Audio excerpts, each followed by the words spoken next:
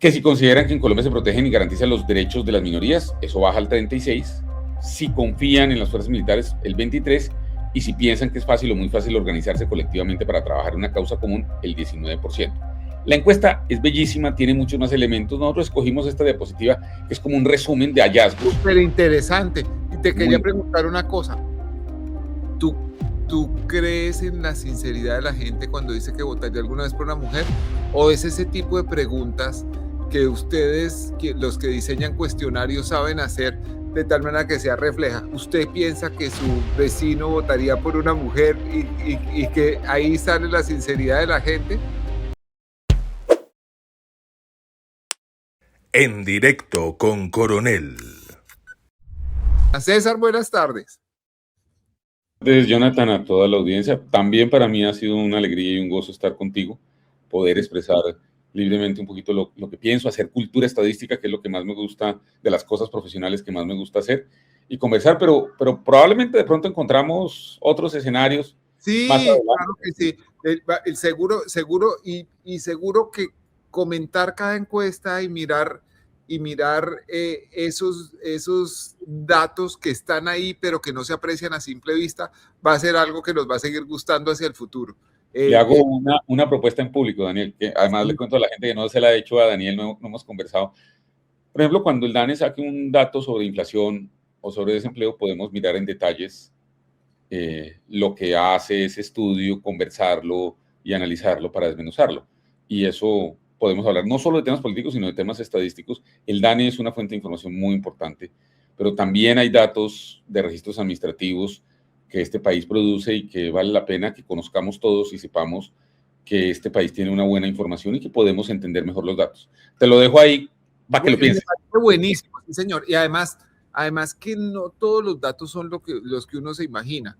Por ejemplo, cuando sale el dato del desempleo, pues no está propiamente reflejando empleo, sino unos valores que vale la pena mirar y todo cada vez que los miremos. Me parece buenísimo, señor, y creo que vamos a aprender mucho. Y creo que hay miles de personas interesadas en aprender que detrás de los números hay una historia y que esa historia hay que saber encontrarla y contarla, que hay que prestarle atención a cada cifra porque detrás de esa cifra hay una tendencia social, hay un pensamiento, hay un prejuicio y a veces también una voz del futuro. Y como promesa de valor para quienes nos escuchan en esto, siempre trataremos de traer algún texto académico para hacer algo de cultura estadística y para reconocer que hay gente en este país y en el mundo tratando de hacer mejor cultura estadística que creo que a todos nos sirve. A todos nos sirve. Señor, vamos a seguir tu agenda. Listo. Bueno, hoy los saludo desde la hermosa ciudad de Honda, donde estamos. A orillas de Magdalena, que es una ciudad preciosa. Sí. César es uno de los redescubridores de Honda, que siempre ha sido tan bella, lleva muchos años siendo bella, pero que a veces ha estado olvidada. No está en ahora la ciudad tiene una agenda cultural muy importante. En agosto vamos a tener la quinta, sexta edición del Magdalena Fest, que es un festival maravilloso, pero también tenemos feria del libro, aquí se hace anualmente, se hace una feria de cine. Entonces digamos que la ciudad de Honda ha venido tratando de distinguirse por tener una agenda cultural alternativa. Hay dos museos extraordinarios, que es el Museo del Río y el Museo Alfonso López. Está el Teatro Unión, donde se hacen conciertos, conferencias. O sea, en la ciudad de Honda pueden encontrar una oferta cultural realmente muy, muy, muy bonita. Bienvenidos y prográmense para visitar Honda, que es una ciudad cálida en todos los sentidos. Ok. Entonces, empecemos. Hoy, Daniel, hemos preparado con el equipo que nos ha venido colaborando, con Lina Rosso, con Natalia Tocora y con Eduardo Freire. Ustedes ya conocieron la vez pasada a Lina y a Natalia, que quedaron muy contentas. Sí, y que hicieron un video tan especial explicando las ventajas de ser jurado y de ser votante. Claro, correcto. Entonces, hoy lo que hemos preparado, si Jonathan nos puede poner la presentación, es como unas 3 cosas muy sencillas. Sí. Aquí están los créditos a ellas, porque yo nunca hago el trabajo solo, siempre hay gente trabajando detrás de nosotros somos simplemente la cara del relato y de las explicaciones, pero son como 3 cosas. Vamos a lo siguiente, Jonathan. Entonces, lo primero quiero hablarles de una encuesta muy importante, que es la encuesta de cultura política que hace el DANE, que hace varias, que la hace cada 2, 3 años, la última es del 2023. En total esta encuesta, aquí tenemos pues, elementos de la ficha técnica, pero esta encuesta encuestó a 64.770 personas, es el total de la muestra. Se hizo en el 2023, aquí están los segmentos muestrales, cuántos en cabecera y en centros poblados, es una encuesta a hogares, y el coeficiente de variación se mueve desde el 0,1 hasta el 7,5. Yo aprovecho un poco para señalar una posición que he expresado y que es que la ley Mordaza, más una resolución de febrero, más la interpretación del Comité de Estadísticos, están haciendo unas interpretaciones tan restrictivas que en ocasiones uno puede llegar a pensar que ni siquiera el DANE podría publicar este tipo de estudios. Porque si bien la ley habla del margen de error y aquí el DANE tiene un diseño de margen de error que no es exactamente lo mismo, pero sí, por ejemplo, ellos nos están pidiendo que calculemos el DEF, que es un indicador para todos los elementos publicados, y el DANE no lo, por ejemplo, en la encuesta de cultura política no lo hace, no lo publica. Y a nosotros nos están pidiendo. Eso es un trabajo que se puede hacer y que no es muy útil, porque el mismo DANE lo ha dicho, no es muy útil, pero no lo exigen. Y eso es lo que referencia al DANE como el estándar de las encuestas, pero son, digamos, parámetros que no cumple ni siquiera el DANE. Por ejemplo, ahora vamos a ver una tabla en la cual uno de los indicadores que se publican tiene un margen de error del 18%.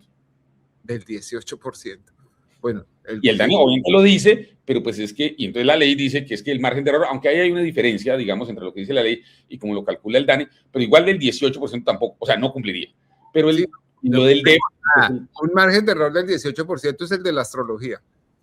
Más o menos, pero el DANE considera que hasta el 15% es útil, y lo dicen los documentos técnicos, como una referencia sabiendo que hay márgenes de error bastante grandes. Sigamos.